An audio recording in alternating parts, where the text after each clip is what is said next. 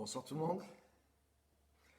Bienvenue à tous sur le live de ce soir. Bienvenue en direct. Et c'est une joie de vous retrouver et de partager avec vous toutes ces choses-là. Donc on est depuis plusieurs semaines maintenant sur une nouvelle série qui s'appelle Marcher dans l'amour. Donc on continue sur cette série ce soir. Et soyez les bienvenus. N'hésitez pas à partager le message, la vidéo sur votre Facebook pour que d'autres puissent nous rejoindre. Donc bienvenue Christophe, Pasteur Simone, Geneviève, Christophe, Magali, tous ceux qui sont en train d'arriver. Super, bonsoir, bienvenue. J'espère que tout fonctionne bien. Ok, super. Bienvenue à toutes et à tous. Ok, super. Donc il y a pas mal de choses. J'ai beaucoup de passages à partager ce soir. Donc je vais commencer rapidement pour ne pas perdre de temps. Bienvenue à tous ceux qui nous rejoignent. Elisabeth.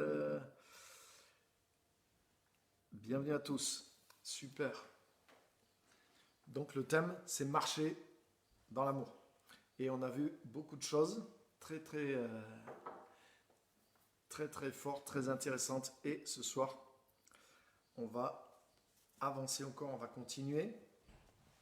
Donc j'ai pas mal de passages à voir avec vous. Et le thème de ce soir, c'est que l'amour est notre nouvelle nature.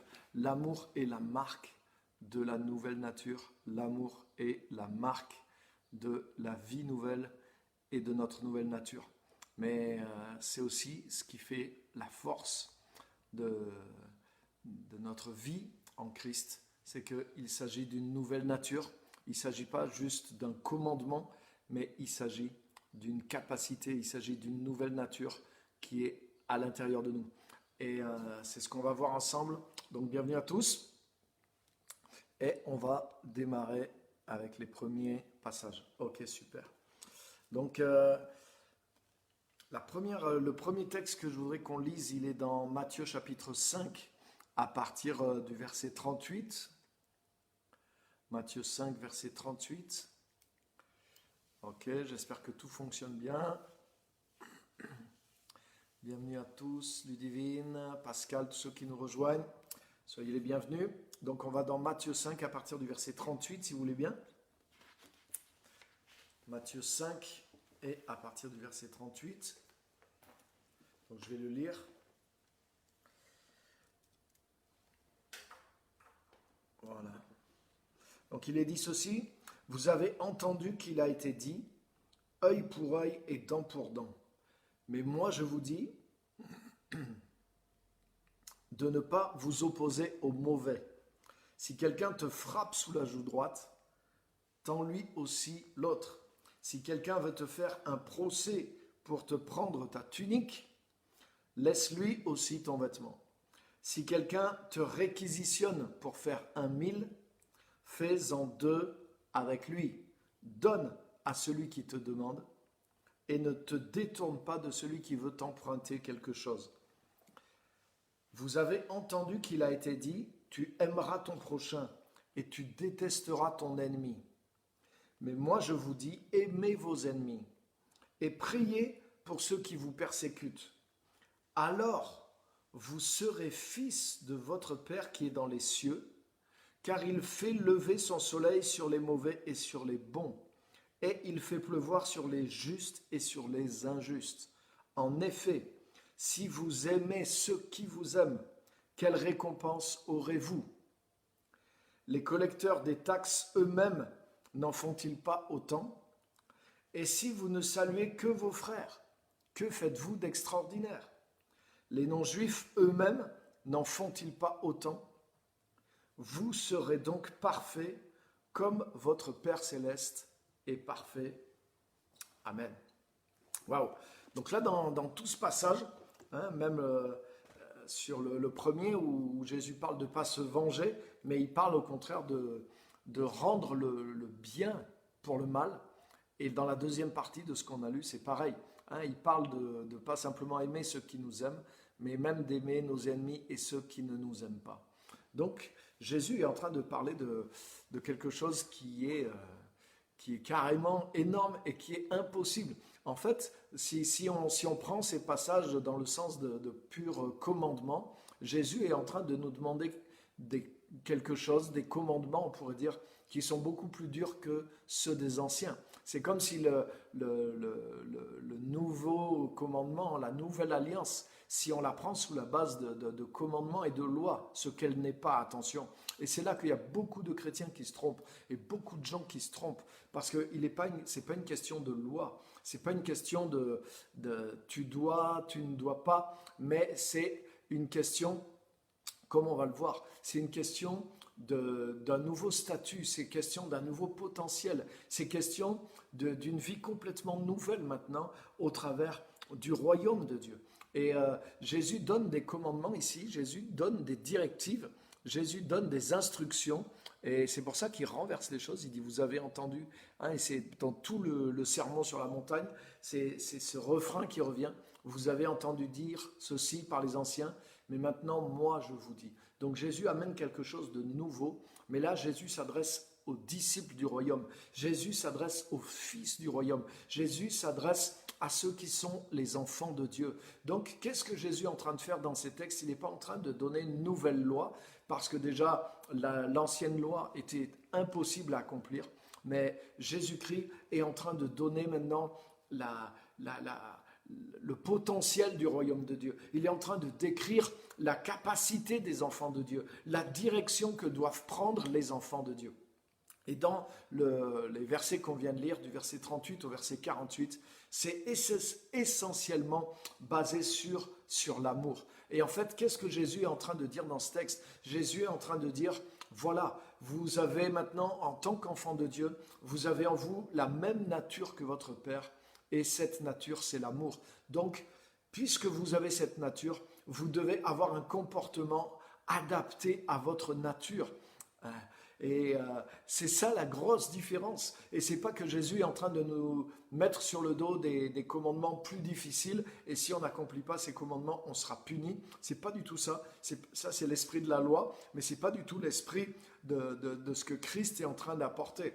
Jésus est en train d'amener le royaume de Dieu. Jésus amène un nouvel état. Jésus amène une nouvelle création. Jésus amène un nouveau potentiel. Et c'est un peu comme si là, il nous décrivait le mode d'emploi. C'est comme si Jésus-Christ vient te livrer la vie nouvelle. Il vient faire de toi un enfant de Dieu. Il vient installer en toi un nouveau programme, un nouveau kit. Il vient faire de toi une nouvelle création, comme c'est écrit. Si quelqu'un est en Christ, il est une nouvelle création. Éphésiens 2 nous dit aussi, nous sommes son ouvrage. Il y a une traduction qui dit, nous sommes son chef-d'œuvre. Donc nous avons été engendrés par lui. Nous avons été recréés par lui en Jésus-Christ. C'est ce que dit la Bible. Nous sommes devenus une nouvelle création, une nouvelle créature. Les choses anciennes sont passées. Toutes choses sont devenues nouvelles. Alléluia. Et maintenant, voilà le mode d'emploi. Voilà le mode d'emploi de cette nouvelle création. Et Jésus dit, voilà, vous avez entendu dire avant c'était comme ça, avant que vienne la nouvelle création, mais voilà ce que Dieu demandait aux gens, voilà ce qu'ils étaient capables de faire. Par exemple, il dit, vous avez entendu dire qu'il a été dit aux anciens, tu aimeras ton frère, mais tu haïras ton ennemi. Donc ça, c'était ce qui était demandé sous l'ancienne création. Mais là, Jésus dit, mais moi je vous dis maintenant, aimez même vos ennemis. Et ce qui est fort, c'est Jésus-Christ n'est pas venu juste parce que lui-même, il l'a vécu. Il n'est pas venu juste pour nous enseigner certaines choses. Il l'a vécu, il a démontré la vie dans la nouvelle nature. Il a vécu la vie dans la nouvelle nature. Il l'a démontré par sa vie. Jésus a aimé ses ennemis. Jésus a aimé ses ennemis. Si vous êtes habitué aux évangiles, c'est facile à voir. L'exemple le plus fort, c'est même pendant qu'on le crucifiait, Jésus-Christ a pardonné. Pendant même qu'on le crucifiait. Waouh! Jésus a pardonné à ceux qui l'avaient crucifié, c'est Seigneur, pardonne-leur. Pendant qu'il le crucifiait, qu'il l'insultait, lui, il priait pour eux pour qu'ils soient pardonnés. Pendant même que ça lui arrivait en plein coup dans la douleur. Quand Jésus est ressuscité, Jésus n'est pas retourné voir Pilate pour lui dire « c'est toi qui m'as condamné là, le petit là ?» Jésus n'est pas retourné voir Caïphe, le souverain sacrificateur. C'est toi qui t'es moqué de moi pour savoir si j'étais vraiment le Fils de Dieu. Jésus n'est pas revenu voir les gens dans Jérusalem. C'est vous qui avez crié crucifie-le, à mort, crucifie-le. Jésus ne s'est pas retourné pour se venger. Jésus, une fois ressuscité, Jésus n'est pas venu Non, Jésus avait pardonné. Jésus a continué de faire les choses pour lesquelles il était venu. Donc, Jésus-Christ a manifesté dans la chair la nature nouvelle de la nouvelle création qui est essentiellement une nature d'amour. Et c'est ce qu'on va voir. Et ça, c'est quelque chose d'extraordinaire parce que ça veut dire que ce n'est pas la description juste de ce que nous devons faire et se sentir, voilà un fardeau de plus qui est sur nous et qui est en plus tellement difficile. Non, c'est le mode d'emploi de ta nouvelle création.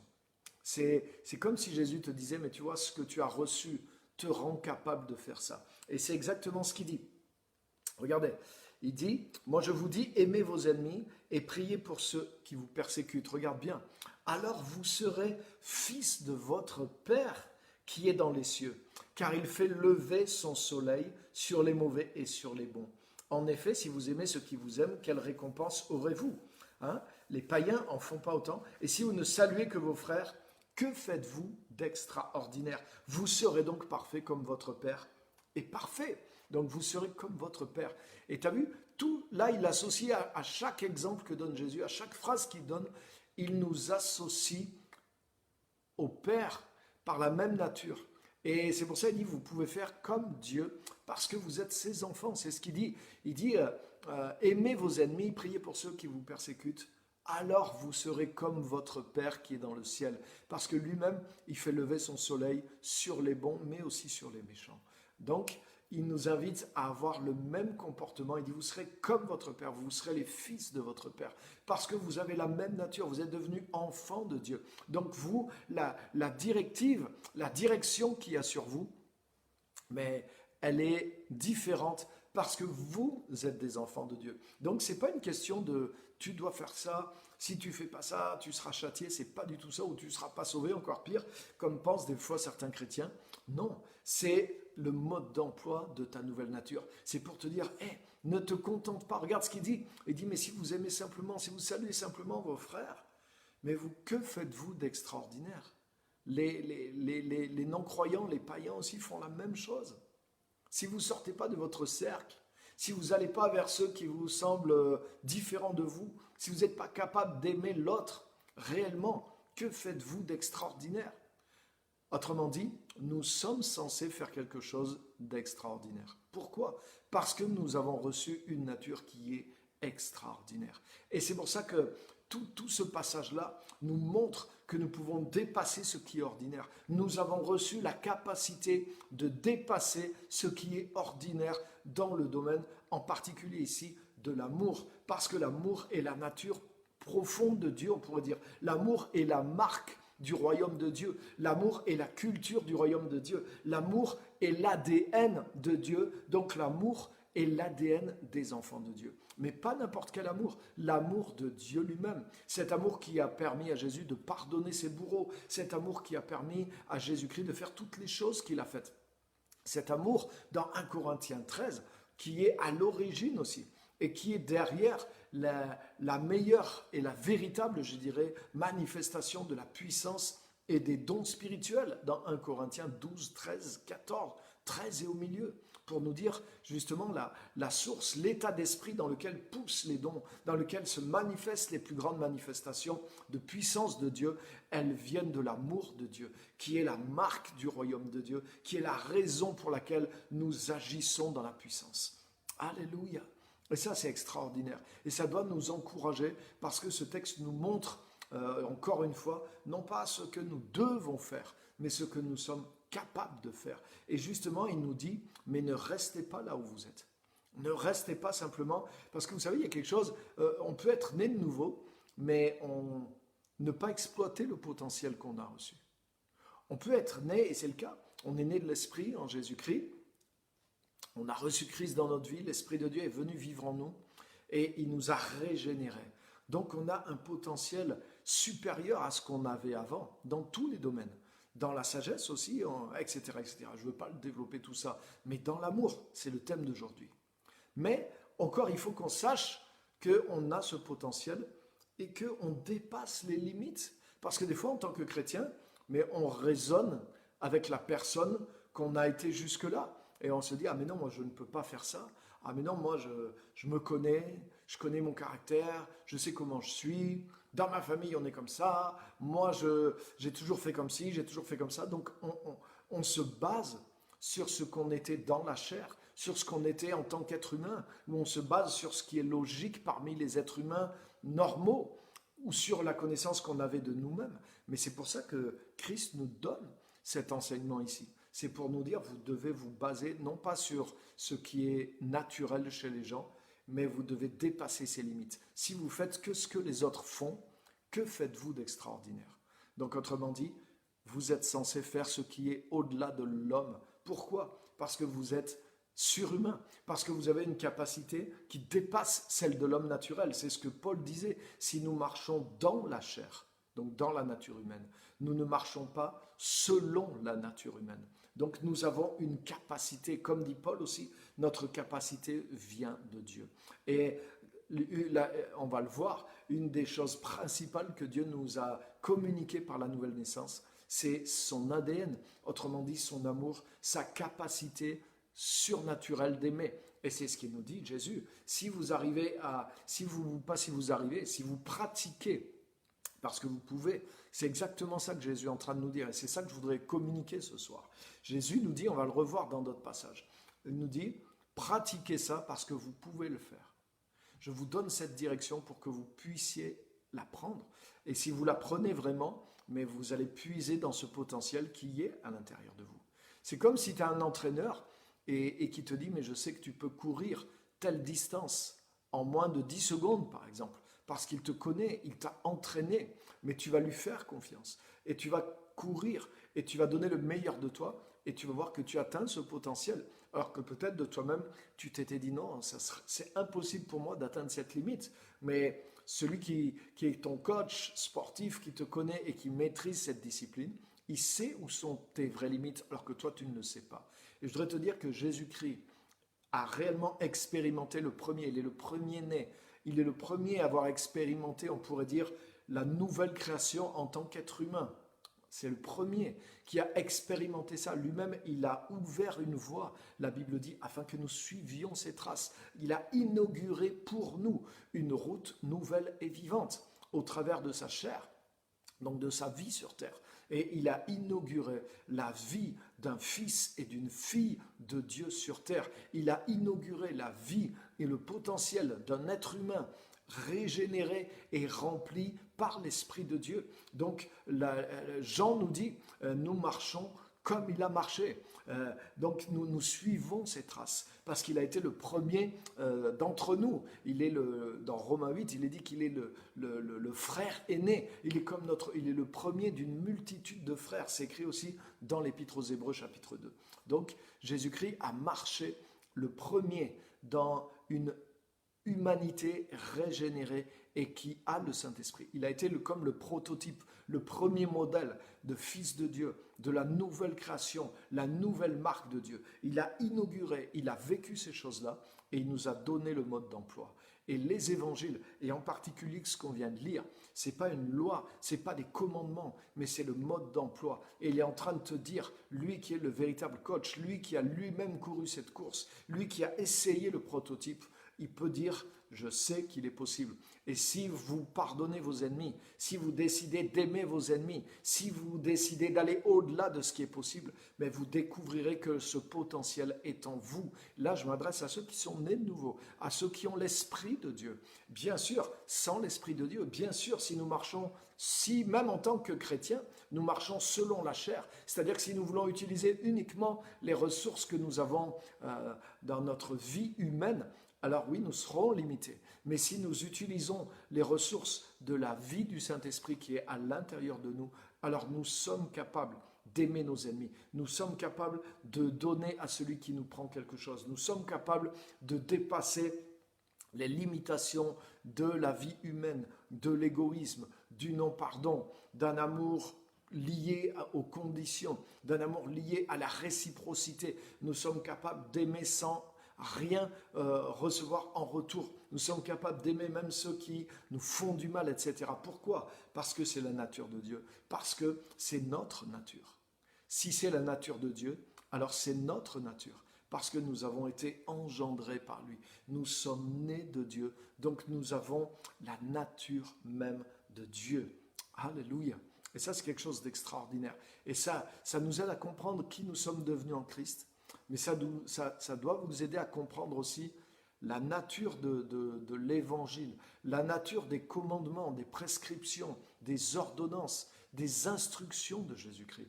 Jésus le dit, il n'est pas venu ramener une autre loi. Il n'est pas venu créer une loi, mais il est venu amener le royaume. Il est venu amener une autre dimension. Il est venu amener la communion avec Dieu. Il est venu amener la grâce et la vérité. Il est venu amener la réconciliation avec Dieu. Il est venu amener la régénération. Il est venu amener la justification. Il est venu amener la paix avec Dieu. Il est venu amener la nature de Dieu dans les enfants de Dieu. Il est venu pour qu'on soit rempli du Saint-Esprit. Donc il ne nous parle plus de loi, pour pouvoir plaire à Dieu, mais il nous parle d'un potentiel, il nous parle de ce que nous sommes capables de faire et de vivre, et comment nous pouvons utiliser cette nouvelle nature, marcher dans la vie, la force de cette nouvelle nature, et manifester la gloire de Dieu pendant que nous sommes sur terre, en étant comme lui, en aimant comme lui, et en lui ressemblant au travers d'œuvres qui sont surnaturelles. Aimer ses ennemis, c'est surnaturel. Et c'est pour ça que Jésus dit, si vous faites que ce que les autres font, vous ne faites rien d'extraordinaire. Soyez donc parfaits comme votre Père est parfait. Voyez? Donc c'est une question d'affiliation. Dans toutes les instructions qu'on a vues, c'est parce que nous sommes affiliés, c'est parce que nous avons la nature de Dieu que nous sommes capables d'aimer comme lui et d'aller au-delà du simple amour humain qui est normal. Donc c'est pas se mettre sous la pression du devoir, mais se mettre dans la foi et la direction que nous donne le potentiel d'une nature nouvelle qui est en nous si nous avons l'Esprit de Dieu qui vit à l'intérieur de nous. Alléluia! C'est pas extraordinaire? C'est dans cet esprit qu'on doit comprendre le Nouveau Testament. C'est dans cet esprit qu'on doit comprendre la parole de Dieu maintenant, pour nous qui sommes régénérés, pour nous qui sommes dans le royaume, pour nous qui sommes dans cette nouvelle humanité, cette nouvelle création. Amen. Donc c'est tellement important. Regardez avec moi encore dans Éphésiens chapitre 5 et verset 1er. Donc là, c'est plus Jésus, mais c'est Paul qui parle. Éphésiens chapitre 5, verset 1er.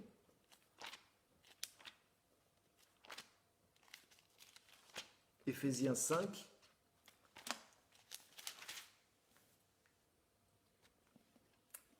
Je lis. Regardez. Imitez donc Dieu comme des enfants bien-aimés et vivez dans l'amour, tout comme le Christ aussi nous a aimés et s'est livré lui-même à Dieu pour nous en offrande et en sacrifice comme un parfum de bonne odeur. J'en avais parlé un petit peu la semaine passée, donc je ne veux pas revenir sur tous les détails de ce verset, mais regardez, imitez donc Dieu, il y a un, ou soyez les imitateurs de Dieu. Soyez donc les imitateurs de Dieu comme des enfants bien-aimés.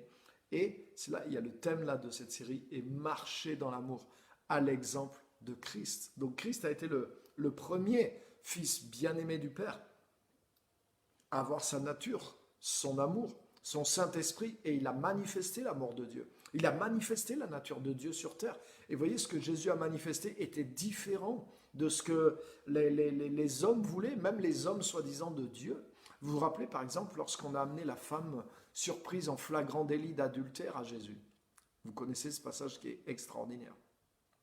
On voit vraiment toute la démonstration de la sagesse de l'amour de Christ. On voit comment Christ manifestait vraiment Dieu quoi, dans tout ce qu'il disait, dans tout ce qu'il faisait. Donc cette femme est surprise en flagrant délit d'adultère. Elle est attrapée comme ça en flagrant délit, hein, donc elle est peut-être à peine réhabillée ou avec quelque chose sur elle. Donc ils l'ont cueillie en plein, la main dans le sac, si on peut dire. Ils n'ont pas cueilli l'homme, bien sûr, comme de par hasard, et ils ont cueilli la femme, et ils attrapent la femme, et ils l'amènent comme ça en public, ils la jettent devant Jésus. Et ils font ça en plus, même pas par souci de justice, ils font ça en plus pour piéger Jésus. Donc en plus, mal intentionné. Et ils vont utiliser la loi de Moïse, la loi divine. Et ils disent comme ça devant tout le monde, et ils prennent Jésus à témoin. Voilà, Jésus, toi, qui te dis le prophète, etc. La loi de Moïse nous ordonne de lapider de telle femme. Donc elle doit être condamnée à mort, à coups de pierre. Toi donc, que dis-tu? Donc le piège, il est là, c'est que si Jésus dit, ah non, on ne peut pas la lapider quand même, ils vont dire, voyez, Jésus ne vient pas de Dieu puisqu'il ne respecte pas la loi divine. Donc Jésus est coincé dans un piège. Et Jésus est là, il garde son calme, il écrit quelque chose sur le sol, puis au bout d'un moment, il se relève et il dit que celui qui n'a jamais péché commence à jeter la première pierre. Wow. Quelle parole! Donc ça fait que, et c'est là qu'on voit toute la position de Jésus, toute la position même de Dieu, et tout ce que nous, on doit comprendre par rapport à la loi de l'Ancien, mais la loi aussi, l'esprit, le même esprit de loi que certains poursuivent avec le Nouveau Testament. Jésus ne va pas contre la loi, mais Jésus va bien plus loin. Donc non, il ne va pas lapider la femme, mais il ne va pas renier sa valeur à la loi. Il va dire, c'est comme s'il disait, d'accord, on va la lapider, simplement le premier qui commence à lancer les pierres, c'est celui qui n'a jamais péché. Et il est dit que du plus vieux jusqu'au plus jeune, tout le monde est parti.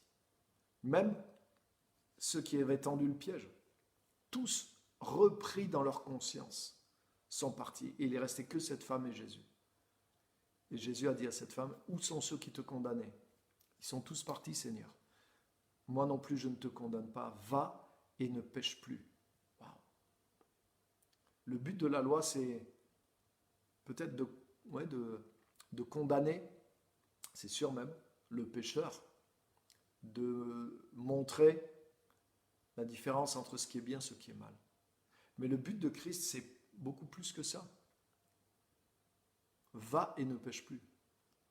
C'est-à-dire, ce n'est pas juste condamner pour la faute, mais c'est te délivrer pour toujours, pour que tu ne retombes plus dans la faute. C'est te transformer pour que tu sois plus condamnable et que tu sois plus condamné et que tu vives une meilleure vie.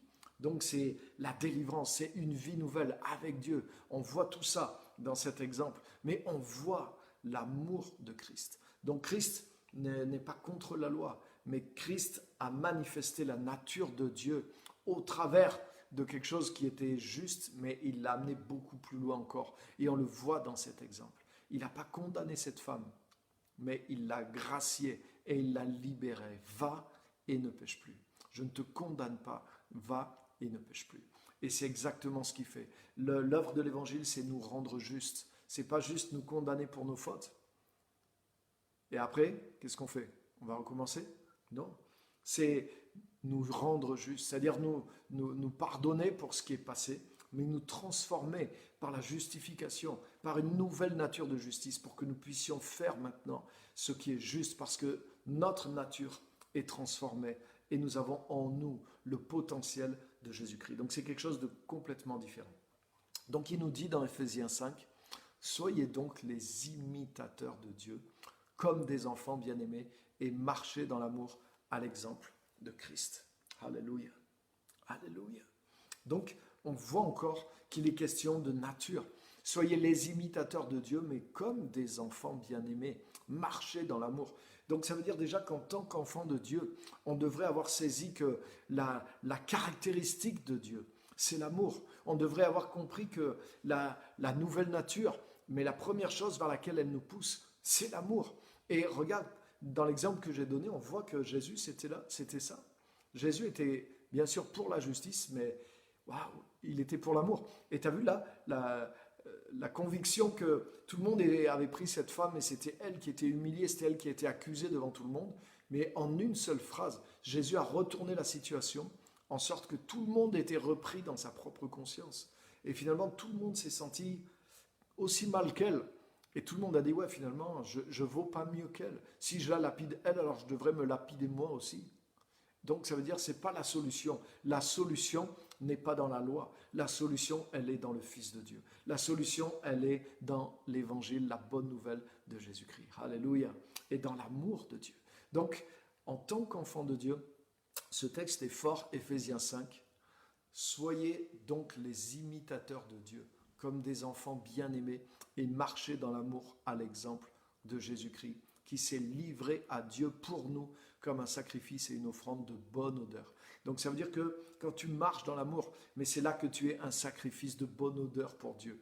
Et tu imites Dieu parce que tu as compris que la nature même de Dieu, la nature, on pourrait dire principale, prioritaire de Dieu, si on peut dire comme ça, c'est l'amour. Et c'est ce qu'on voit. Soyez les imitateurs de Dieu et marchez dans l'amour, comme des enfants bien-aimés. Donc, en imitant Dieu, tu marches dans l'amour. En imitant Dieu, tu vas avoir son amour pour tous les hommes, tous les êtres humains à l'intérieur de toi. Et non pas un amour qui amène la condamnation, mais un amour qui amène la justification, qui amène la grâce, qui amène le relèvement, qui amène une bonne nouvelle et qui aime et valorise n'importe quelle personne. Jésus n'a pas méprisé cette femme sous prétexte qu'elle était prise en flagrant délit. Jésus a valorisé cette femme et Jésus l'a mis au même rang que tous les autres. Vous voyez? Donc il y a cet amour de grâce dans le cœur de Dieu qui est la marque de fabrique du royaume de Dieu, qui est l'ADN de Dieu et qui doit devenir notre ADN. Et il y a un grand potentiel. Quand on marche dans l'amour de Dieu, il y a un grand potentiel. Et je dirais que c'est la base sur laquelle repose la puissance aussi du chrétien. La puissance du chrétien repose quand il marche dans l'amour de Dieu. Hein, la Bible dit que le fruit de l'esprit, Galates 5, 22, c'est l'amour, la paix, la joie, etc. La première chose qui est citée, c'est l'amour, ce n'est pas le hasard. C'est la première des choses. La dernière, c'est la maîtrise de soi. Donc ça ne veut pas dire qu'il ne faut pas se maîtriser, mais ça veut dire que la chose la plus évidente du fruit de l'esprit, c'est-à-dire de ce que le Saint-Esprit produit dans quelqu'un, c'est l'amour. Pourquoi? Parce que l'amour est la marque la plus évidente aussi de la nature de Dieu quand elle est manifestée. Alléluia. Vous voyez comment Jésus lui-même manifestait l'amour de Dieu dans sa vie. Donc, vraiment important. Autre chose que je voudrais vous montrer dans 1 Jean chapitre 4, 1 Jean, première lettre de Jean chapitre 4. Regardez toujours avec moi, là aussi vous allez voir c'est flagrant. 1 Jean chapitre 4, donc à la fin du Nouveau Testament, 1 Jean chapitre 4 et à partir du verset 7.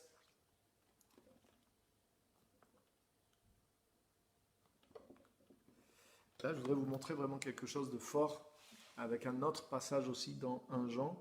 Donc 1 Jean chapitre 4 verset 7. Bien-aimés, c'est des passages bien connus. Bien-aimés, aimons-nous les uns les autres, car l'amour est de Dieu. Et regardez bien. Et quiconque aime est né de Dieu et connaît Dieu.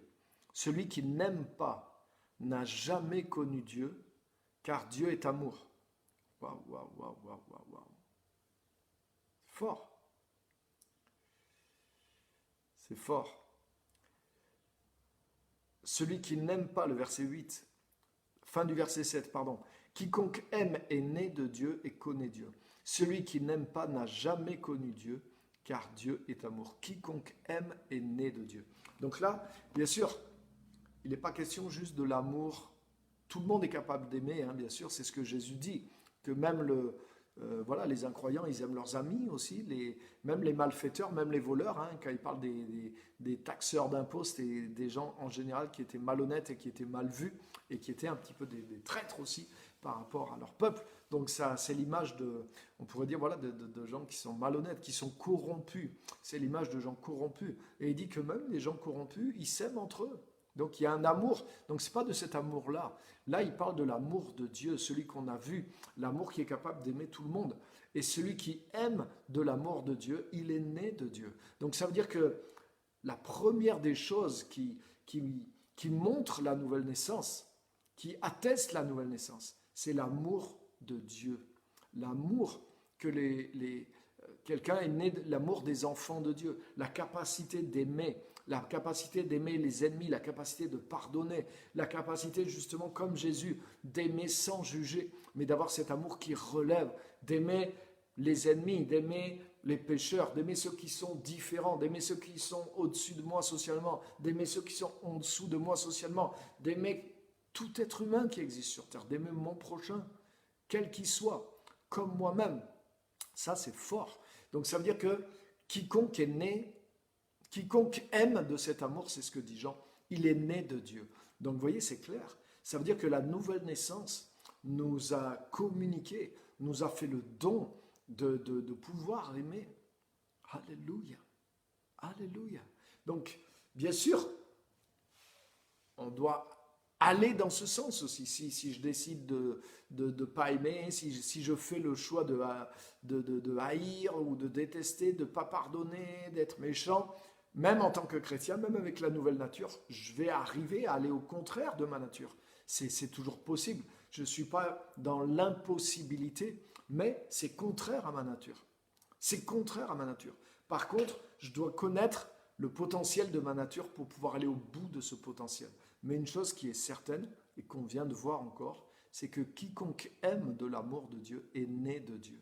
Donc, on voit bien là encore que par la nouvelle naissance, nous avons reçu la capacité d'aimer avec l'amour de Dieu. C'est extraordinaire. C'est extraordinaire. Et je voudrais vous dire, les amis qui êtes là en ligne, ceux qui allaient écouter, si vous êtes enfant de Dieu, si vous êtes né de l'Esprit, vous avez cet amour à l'intérieur de vous. Vous avez cet amour en vous. Peut-être vous dites, mais moi je ne sens pas l'amour pour les gens, peut-être vous ne le sentez pas, mais il est là. Et si vous croyez, et si vous marchez en croyant dans le potentiel de votre nouvelle nature, si vous marchez en comptant sur les ressources du Saint-Esprit qui est en vous, et que vous agissiez en fonction de cette foi, mais vous verrez cet amour se manifester. Attendez pas de ressentir cet amour pour le manifester, parce que ce n'est pas un amour qu'on ressent. Regarde quand le passage de tout à l'heure, quand il dit si quelqu'un te frappe sur la joue droite, tends-lui la joue gauche. Mais quand quelqu'un te frappe sur la joue droite, tu ressens la douleur, tu ressens le mépris, tu ressens la haine, tu ressens la violence, tu ressens la bagarre. Et toi, tu as envie ta réaction, ce que tu ressens, c'est ta réaction, tu as envie de retourner la même chose. Et c'est pour ça que Jésus nous dit non, ne vous arrêtez pas à ce que vous ressentez. Ne vous arrêtez pas à ce que vous avez envie de faire par réaction. Parce que ça, c'est ce qui est dans votre nature charnelle, dans l'homme naturel. Mais Jésus dit, mais vous, comme vous êtes enfant de Dieu, vous pouvez faire autrement. Et au lieu de rendre le mal pour le mal, rendez le bien pour le mal. Si quelqu'un te frappe, tends-lui l'autre joue. Si quelqu'un veut voler ton blouson, donne-lui encore ta chemise. Donc, quelqu'un te pousse pour te faire mal, fais-lui encore du bien. Donne-lui quelque chose. Quelqu'un te réquisitionne pour porter quelque chose pendant 1 kilomètre, redonne-lui encore un 2e kilomètre. Donc, fais du bien librement, parce que tu as le potentiel de Dieu à l'intérieur de toi. Mais pour cela, tu ne dois pas t'arrêter à ce que tu ressens. Parce que, oui, peut-être il y a des fois où tu vas ressentir cet amour, mais il y a des fois non. Des fois, tu vas ressentir la même chose que n'importe qui ressent dans un moment comme ça. Mais tu as le potentiel que tous n'ont pas, parce que tu es enfant de Dieu, parce que tu as l'Esprit de Dieu en toi. Donc ça veut dire que les ressources du Saint-Esprit en toi, elles ne sont pas toujours dans la réaction, elles ne sont pas toujours sensibles, mais elles sont réelles en toi, et c'est par la foi que tu dois puiser dedans. C'est-à-dire que tu dois savoir Tu dois juste savoir, j'ai cette nature en moi, donc j'agis selon cette nature. Et si tu fais ça, ça va libérer ce potentiel de Dieu qui est en toi. Si tu vis en union avec Christ, si tu vis dans la communion avec Christ, mais la nature de Christ est disponible à l'intérieur de toi. La capacité de Christ est disponible à l'intérieur de toi. Le potentiel de Christ va se manifester au travers de toi. C'est ce qu'on a vu et c'est ce que nous montre ce message. Alléluia. Quiconque aime est né de Dieu. Donc, l'amour de Dieu est quelque chose qui est disponible à l'intérieur de nous, mais nous devons apprendre à le manifester. Nous devons apprendre à croire dans le fait que nous sommes enfants de Dieu, dans le fait que nous avons l'amour de Dieu. Romains 5,5 le dit. Regardez, on va le lire aussi ensemble si vous voulez. Donc rappelez-vous, il y a le fruit de l'esprit. Donc c'est ce que le Saint-Esprit produit en nous. Donc c'est quelque chose que nous avons. Si nous marchons avec Dieu, c'est quelque chose qui est en nous. Si nous sommes nés de Dieu, nous avons sa nature en nous. C'est normal. Et là, il est dit, quiconque aime est né de Dieu. Quiconque a cet amour de Dieu en lui, c'est parce qu'il est né de Dieu. Quiconque est né de Dieu, il a cet amour de Dieu. Dieu est amour, donc Dieu aime. Et quiconque est né de Dieu, il a cet amour aussi et il aime. Et la première des choses, si tu es né de Dieu, c'est de croire. C'est pas d'essayer de ressentir cet amour. Attends pas de manifester cet amour pour commencer à y croire, mais commence à croire dans cet amour. Le fait que tu es né de Dieu, mais c'est quelque chose dans lequel tu dois croire. Si tu sais que tu es réellement né de Dieu, le Saint-Esprit a rendu témoignage et rend témoignage à ton esprit que tu es enfant de Dieu. Donc si tu sais que tu es passé par la nouvelle naissance, alors mon ami, laisse-moi te dire, ça veut dire que l'Esprit de Dieu est en toi, ça veut dire que l'amour de Dieu est en toi. Et ne te fie pas à tes sens, mais fie-toi à la parole de Dieu qui te l'affirme. Le Saint-Esprit t'en a donné la conviction, donc tu le sais. Le Saint-Esprit rend témoignage à ton esprit, tu es enfant de Dieu, amen. Alors ne te fie pas à tes sens, ne te fie pas à ton expérience, mais sache par la parole que Dieu est amour et il t'a engendré avec une nature d'amour, ce qui est normal. Donc quiconque est né de Dieu aime, c'est ce qu'on a vu. Donc tu as l'amour de Dieu, tu as le potentiel de l'amour de Dieu en toi. Et c'est pour ça qu'il y a ces instructions dans le Nouveau Testament pour te donner le mode d'emploi, pour te dire voilà ce qu'est capable de faire ta nouvelle nature. Mais attention, tu ne dois pas te fier à ce que tu ressens, à ce que tu vois, mais fie-toi à la nouvelle nature parce que tu es une nouvelle création. Les choses anciennes sont passées, toutes choses sont devenues nouvelles et ce n'est pas toujours dans les sens que tu peux l'observer. C'est pourquoi la parole te donne les instructions pour que tu agisses selon la parole et en faisant ça, tu vas voir le potentiel se manifester. Parce que c'est en toi, c'est ta nature, c'est en toi. Amen.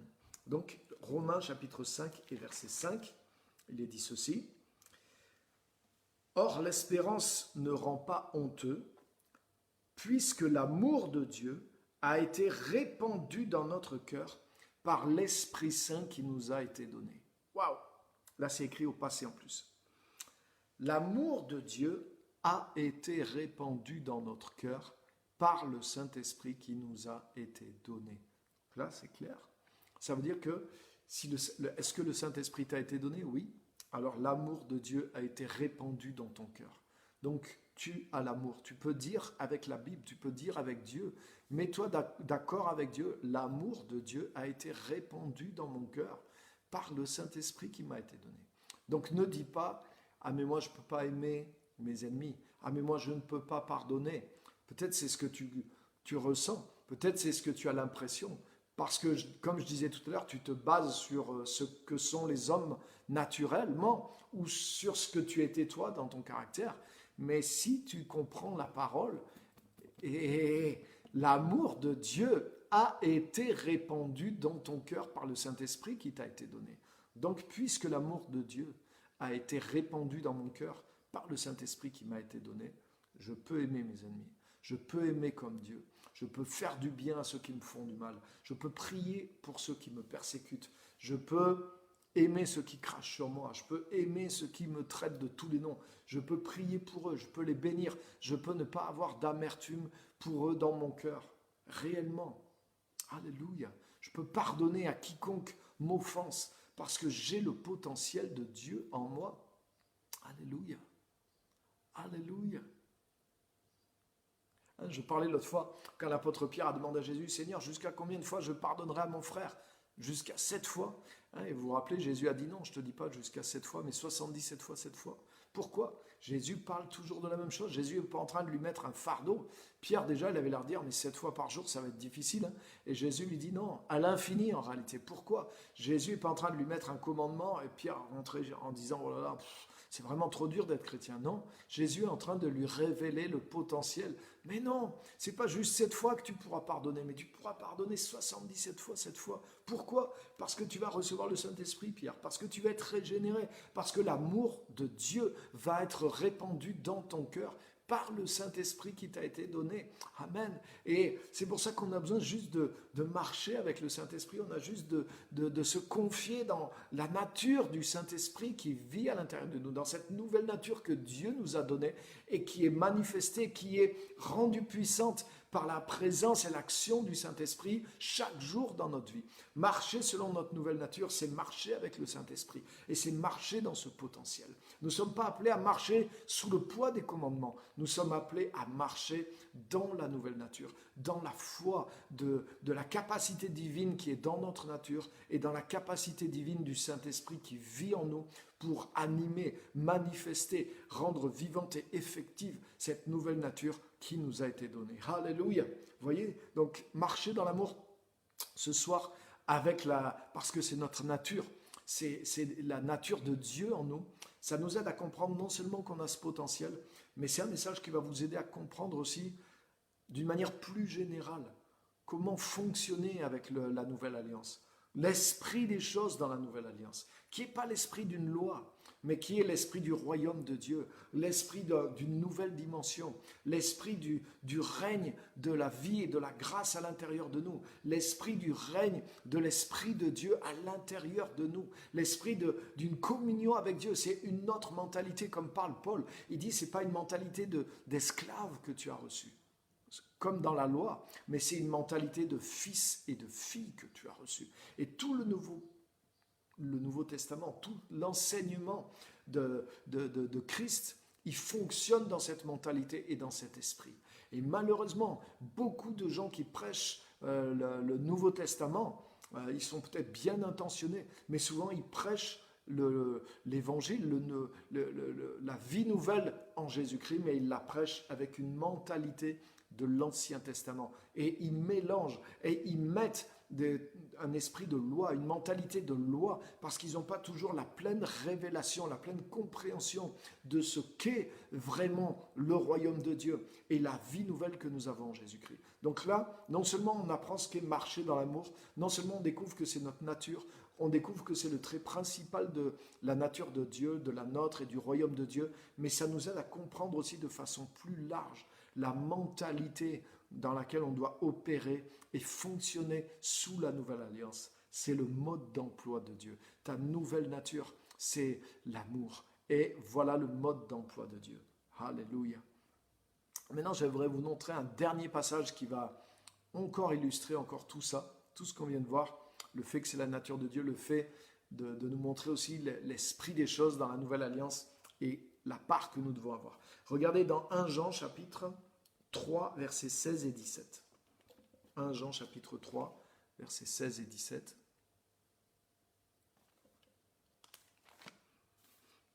« 1 Jean chapitre 3, versets 16 et 17. Et on va terminer avec ça. Pour aujourd'hui, 1 Jean 3, versets 16 et 17. Et vous allez voir, c'est vraiment fort.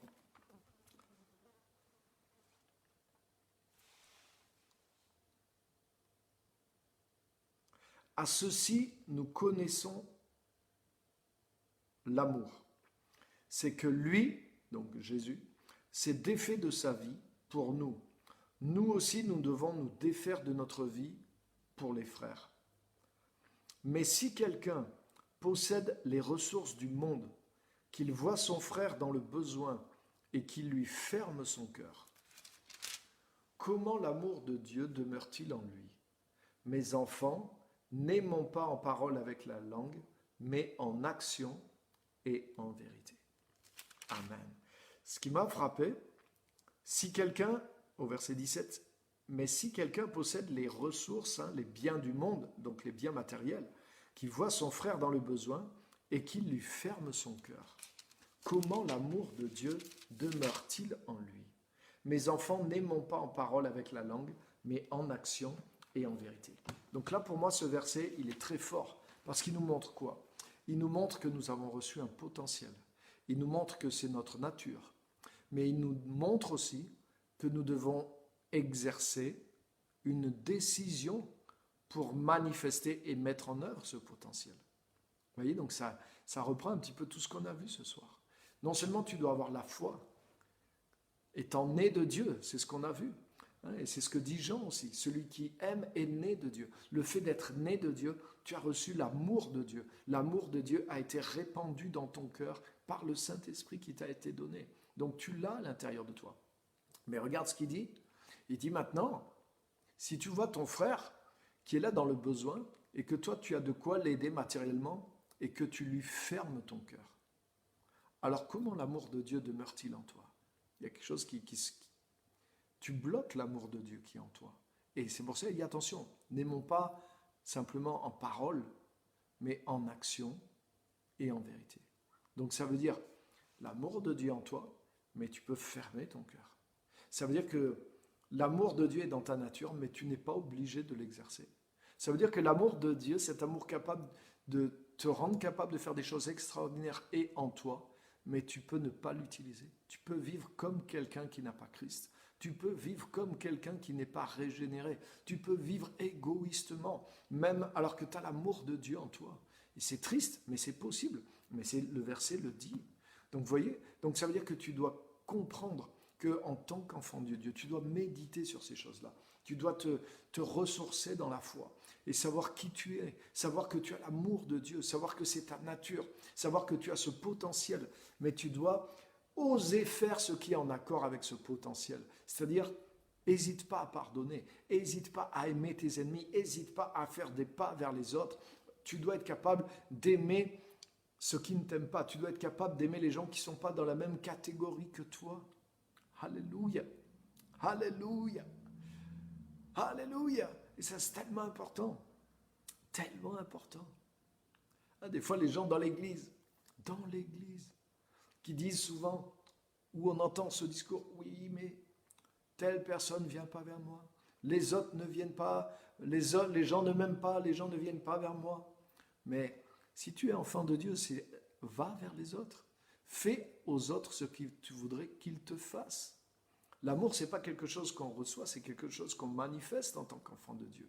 Donc je ne peux pas rester un mendiant de l'amour, alors qu'en tant qu'enfant de Dieu, je suis devenu un fournisseur de l'amour. Mais pour ça, il faut que j'ai compris profondément ces choses. Il faut que je sois nourri des paroles de la foi. L'amour de Dieu a été répandu dans ton cœur par le Saint-Esprit qui t'a été donné. Et cet amour, il te rend capable d'aimer même tes ennemis. Il te rend capable d'aimer ceux qui ne t'aiment pas ou qui ne te rendent pas ton amour. Donc tu ne peux pas te plaindre en tant que chrétien. Ah oui, mais moi, j'ai déjà invité 3 fois cette personne. Elle m'a invité que 2 fois. Et compter les points pour dire, ah ouais, donc je l'aime plus qu'elle m'aime pas assez. Mais ça, c'est petit. Ça, c'est pas l'esprit d'un enfant de Dieu. Un enfant de Dieu, lui, il donne sans compter. Et il a ce potentiel. Il a ce potentiel. Donc tu as le potentiel de Dieu en toi. Et tu sais quoi, si tu donnes de ton temps, de ton amour, même de tes biens, et que tu le fais pour Dieu, pour manifester l'amour de Dieu envers des personnes, tu sais quoi, à la fin du compte, tu verras que tu en auras toujours. C'est pas ça qui va t'appauvrir. C'est pas ça qui va. Tu vas pas être à court. Tu vois, Dieu fait tomber son soleil sur les méchants et sur les bons, mais il a encore du soleil pour les jours qui viennent. Ça n'a pas usé son soleil. Dieu n'économise pas son amour en disant je vais le réserver qu'à ceux qui sont bons et qui m'en rendent un petit peu, parce que sinon je vais être à court. Dieu n'est pas à court de sa bonté. Là, les bontés de l'Éternel ne sont pas épuisées. Et c'est pour ça que si on apprend à fonctionner, à croire dans cette nature de Dieu et à la pratiquer, c'est peut-être pas facile toujours, mais on doit le faire. Et si on le fait, mais là on puise dans les ressources divines à l'intérieur de nous. On puise dans les ressources du Saint-Esprit à l'intérieur de nous. On puise dans les ressources de l'amour de Dieu qui est produit en nous par le Saint-Esprit. Et là, il va s'accomplir pour toi ce qui est dit dans Ésaïe 41. Il est dit que ceux qui se confient en l'Éternel, ils renouvellent leur force, ils courent et ils ne se fatiguent pas, hein, ils marchent et ils ne se lassent pas. Et le même passage dit que les jeunes gens, donc ceux qui sont forts, ils finissent par se fatiguer, par chanceler. Mais ceux qui se confient en l'Éternel, parce qu'ils ne se confient pas juste dans la force de leur jeunesse, des fois ils ne sont plus dans la jeunesse, hein, mais ils sont dans la force du Saint-Esprit. Et ils renouvellent leur force, ils prennent leur envol comme les aigles. Alléluia. Tu as vu, l'aigle, il ne s'appuie pas sur la force de ses ailes, hein, mais il s'appuie sur la force du vent. Il bouge très peu ses ailes, mais il s'élève par la force du vent. Donc il compte sur la force, il sait capter la force supérieure du vent. Donc ce n'est pas question de l'âge de l'aigle qui fait qu'il va voler haut ou pas, parce que ça ne dépend pas de sa force, ça dépend de la force du vent simplement. Ah, ça c'est une image pour nous, Ésaïe 41. Et bien c'est la même chose, ceux qui se confient en l'Éternel. Si tu crois dans la capacité d'aimer que tu as reçue, parce que tu es né de Dieu, et parce que l'Esprit a répandu l'amour de Dieu dans ton cœur, parce qu'il le produit encore, c'est le fruit de l'Esprit, parce que c'est ta nature, et que tu as suffisamment de foi pour ne pas te fier à ce que tu ressens, à ce que tu penses de toi et des hommes en général, mais que tu oses pratiquer l'amour de Dieu envers les autres, tu vas libérer ce potentiel de l'amour de Dieu. C'est ce qu'on voit dans ce dernier verset. Si quelqu'un, il a un frère, un chrétien, donc il a l'amour de Dieu en lui, il a les biens du monde, mais il ferme son cœur. Donc ça veut dire, c'est ça qui nous arrive. Des fois, pas simplement pour les biens du monde, mais des fois, ouais, on est dans tel, ah ben là, je ne peux pas pardonner. Ah mais là, non, on ferme notre cœur. Au lieu de croire et d'ouvrir notre esprit, au lieu de dire non, je vais marcher avec le Saint-Esprit, je vais marcher en puisant dans la nouvelle nature. Je vais renouveler mes forces, je ne vais pas y aller avec mes propres forces, je ne vais pas croire que là je suis limité, mais je vais agir dans la foi, je vais agir en comptant sur la force du Saint-Esprit qui est en moi. Et là, je ne ferme pas mon cœur, j'ouvre mon esprit. Et en ouvrant mon esprit, la source de l'amour de Dieu va se manifester. Et je vais réellement aimer mes ennemis. Je vais réellement pardonner à ceux qui m'offensent. Et ça ne va pas être si difficile. Et je ne vais pas avoir besoin de 6 mois pour pouvoir m'en remettre. Parce que je vais ouvrir les écluses du ciel à l'intérieur de moi. Je vais ouvrir les écluses de la vie du Saint-Esprit. La vie du Saint-Esprit se manifeste si tu la sollicites. Et pour ça, tu dois croire qu'elle est en toi. Tu dois compter sur ces ressources qui sont en toi. Et c'est comme Jésus qui est, souviens-toi, l'image de ce coach qui te dit, tu peux courir cette course en telle vitesse. Quand Jésus nous dit, soyez donc comme votre Père, soyez parfait, comme votre Père céleste est parfait, il est en train de nous dire, vous pouvez être comme Dieu. Pourquoi? Parce que vous avez sa nature. Il est en train de dire, mais que faites-vous si vous faites que aimer ceux qui vous aiment, si vous restez dans votre petit groupe, si vous n'êtes pas capable d'aller vers ceux qui sont différents de vous, mais vous faites comme les non-chrétiens. Vous manifestez que l'amour humain. Et il dit non, aimez ceux qui ne vous aiment pas, aimez les autres, allez vers les autres, saluez les autres, parce que vous pouvez faire quelque chose d'extraordinaire. Pourquoi? Parce que vous êtes extraordinaire, vous avez reçu la nature de l'amour de Dieu. Et si vous le croyez assez pour compter dessus et le pratiquer, alors ça va se manifester. Et vous allez devenir meilleur en vous y exerçant, vous allez vivre par la foi, vous allez vivre par les ressources du Saint-Esprit. Je voudrais te dire, mon ami, mon frère, que ça c'est une clé, non seulement pour l'amour, mais c'est une clé dans la vie chrétienne, c'est une clé pour la foi, c'est une clé pour les dons du Saint-Esprit, c'est une clé pour vivre dans le surnaturel de Dieu. C'est d'avancer en sollicitant par la foi ces ressources qui sont là, qui sont présentes, c'est compter sur le Saint-Esprit, c'est aller chercher dans le Saint-Esprit, c'est mettre presque à l'œuvre le Saint-Esprit, je pourrais dire, en utilisant ces ressources au moment où j'en ai besoin. Et c'est comme ça que cette demande qu'on donne au Saint-Esprit fait que ces ressources se manifestent parce qu'elles sont à l'intérieur de nous. Et je te garantis qu'il y a une clé pour toi et pour la vie chrétienne. Mais notre thème, c'est juste l'amour. Marcher dans l'amour. C'est la marque du royaume de Dieu, c'est la nature de Dieu à l'intérieur de nous. Amen. Voilà, c'est ça mon message pour ce soir. Merci à tous. Donc, je vais regarder si vous avez quelques commentaires, quelques remarques. N'hésitez pas, n'ayez pas peur de vous... Surtout, n'ayez pas peur de dire des bêtises. Vous dites pas de bêtises puisque vous avez la sagesse de Dieu à l'intérieur de vous. Amen. Et puis c'est entre nous, c'est juste pour s'édifier, pour parler. Donc n'hésitez pas à poser des questions, à ajouter. des choses.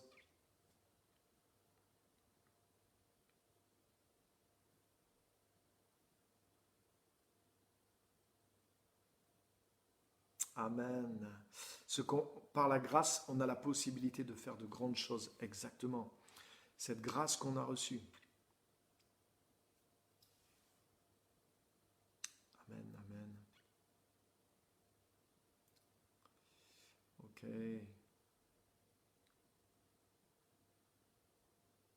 Bienvenue à tout le monde, hein, tous ceux qui nous ont rejoints.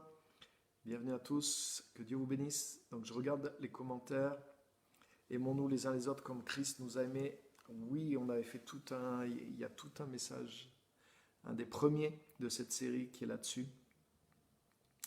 C'est l'amour de Dieu qui est en nous. Merci pour ce message. Amen. Donc, ayons cette confiance dans le potentiel de la nature de Dieu. Comprenons aussi comment fonctionnent les instructions et la mentalité du Nouveau Testament. Et marchons dans l'amour. C'est la marque de Dieu. La marque du royaume de Dieu. L'amour de Dieu est centré dans nos cœurs. Aimer sans jugement. Dieu ne fait pas de différence avec personne. Absolument.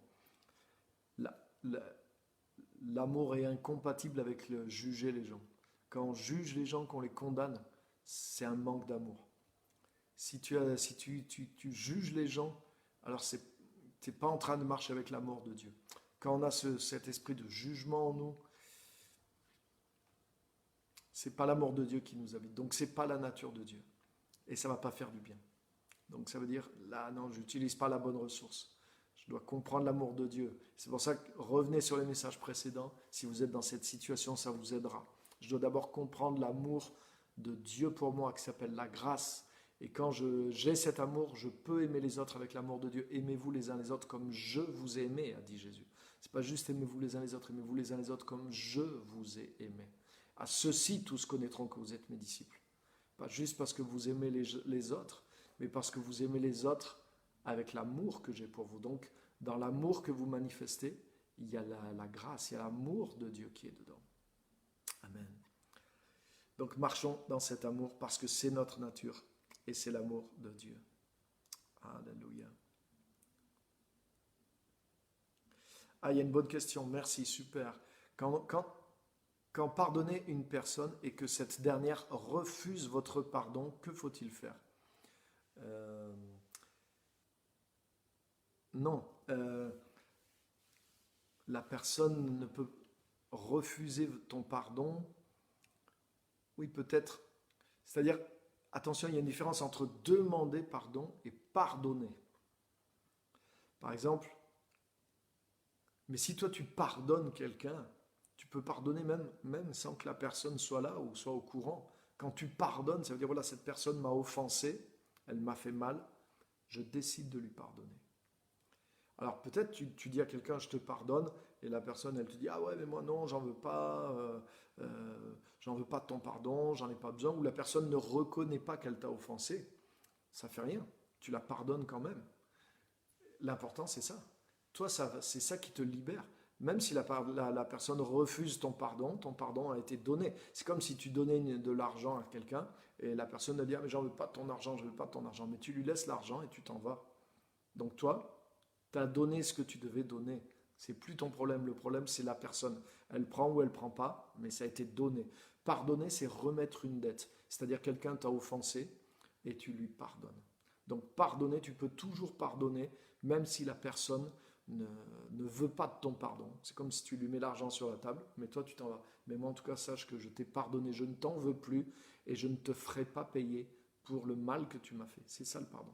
Et c'est réglé. Donc tu as réglé ça dans ton cœur, c'est réglé. Tu n'en veux plus à la personne, tu lui as pardonné. C'est réglé en toi. Maintenant la personne, elle n'y croit pas, elle n'en veut pas. C'est son problème. C'est comme si tu lui laisses l'argent et tu t'en vas. C'est exactement ça. Maintenant, si c'est toi qui demandes pardon à quelqu'un, si toi tu as offensé quelqu'un et que tu lui demandes pardon et que la personne ne refuse de te pardonner, c'est différent. C'est-à-dire que ce n'est pas toi qui donnes le pardon, c'est toi qui demandes pardon à quelqu'un. Et là, admettons que tu demandes pardon à quelqu'un et la personne refuse de te pardonner. Ben là aussi, tu ne peux pas faire plus. Et là, ça devient le problème de la personne. Écoute, moi je t'ai demandé pardon. Je suis désolé d'avoir fait ça. La personne, elle te dit non, moi je ne te pardonnerai jamais. Hors de question, tu as été trop loin. Écoute, qu'est-ce que tu veux que je fasse? Non, non, c'est trop tard. La personne refuse de te pardonner. En tant que chrétien, tu ne peux pas aller plus loin. Tu peux lui dire, bah, écoute, je suis désolé, moi en tout cas. Et c'est ce que là, tu rentres dans la catégorie, la Bible dit, autant que cela dépend de vous, soyez en paix avec tout le monde. Donc là, tu fais tout pour que te réconcilier avec la personne. Je te demande pardon. Écoute, qu'est-ce que la personne refuse catégoriquement de te pardonner? Écoute, ben, en tout cas, sache que moi, voilà, je regrette et je t'ai demandé pardon. Tu ne peux pas faire plus. Donc devant Dieu, tu as fait ce que tu pouvais. Après, c'est la volonté de la personne. C'est à elle de dire, bon, ben, je te pardonne. Là, ça aurait pu faire un pas de plus dans la réconciliation. Mais si la personne refuse de te pardonner, si c'est vraiment ça la question, alors tu ne peux pas aller plus loin non plus. Donc tu as fait ce que le Seigneur te demandait. Il y a une autre question. Ah, merci pour les questions. Comment pardonner une personne qui continue à te torturer par ses gestes et ses paroles? Ben, tu peux la pardonner, mais tu n'es pas obligé de te réexposer. Et pardonner, ça ne veut pas dire subir sans rien dire non plus. Tu peux t'expliquer avec la personne. Tu peux lui dire non, c'est injuste. Ça veut dire, par contre, ça veut dire que tu n'es pas dans la haine, tu n'es pas dans la méchanceté, tu ne rends pas le mal à la personne. Mais tu peux dire stop, ce que tu fais, c'est injuste. Ce que tu fais, c'est pas correct. Donc moi, je te pardonne, mais je prends mes distances. Je ne vais pas me réexposer aussi, je ne vais pas me laisser abuser. Donc tu peux pardonner dans le sens toi-même de garder ton cœur pur. C'est-à-dire de ne pas rentrer dans la haine, de ne pas rentrer dans la vengeance, de ne pas rentrer dans le mal, quoi, de ne pas devenir mauvaise comme la personne qui te fait du mal. Et tu peux même faire du bien à la personne. Tu peux lui dire, tiens, je t'ai acheté ça. Tiens, moi je te fais un cadeau. Mais tu peux te tenir à distance. Tu peux te tenir à distance pour ne pas être abusé. Si la personne ne change pas et qu'elle te fait tout le temps des problèmes et que tu n'es pas obligé d'être là, eh ben, il faut prendre une distance aussi. En tout cas, c'est possible.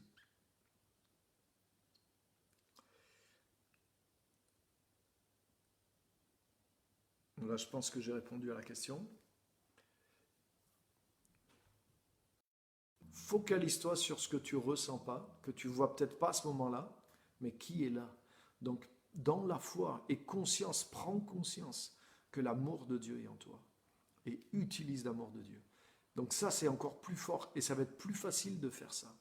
Donc je ne dois pas faire mourir ma réaction pour pouvoir ensuite aimer. Non, je dois aller tout de suite sur aimer parce que j'ai ce potentiel en moi. J'ai ce potentiel en moi. Je ne réagis pas simplement à ce qui m'arrive, je réagis par rapport à ma nature d'amour et par rapport à l'Esprit de Dieu qui est en moi. Vous voyez? Ça, c'est une meilleure stratégie encore. Ça s'est coupé. Ah, ok.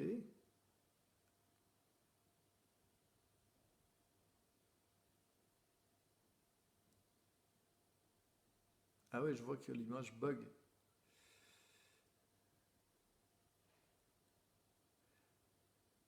Ok, donc merci à tous. Je ne veux pas faire plus long. Et merci pour vos questions. Je pense que c'est des bonnes, très très bonnes questions même. Et on aura l'occasion sûrement de reprendre aussi. Donc gardez vos questions pour la prochaine fois, la semaine prochaine, comme on est sur le même thème, sur marcher dans l'amour. Donc préparez vos questions, même pourquoi pas, dès le début, vous pouvez envoyer vos questions, ou même encore, vous pouvez envoyer des questions sur Messenger de Facebook, et je peux préparer même le message pour répondre entièrement à vos questions avec le message. Parce que c'est vrai que cette question de pardon, non pardon, est tellement importante, on est tellement confronté, elle nous demande beaucoup de réponses. Donc merci à tous d'avoir été là, que Dieu vous bénisse et à très bientôt.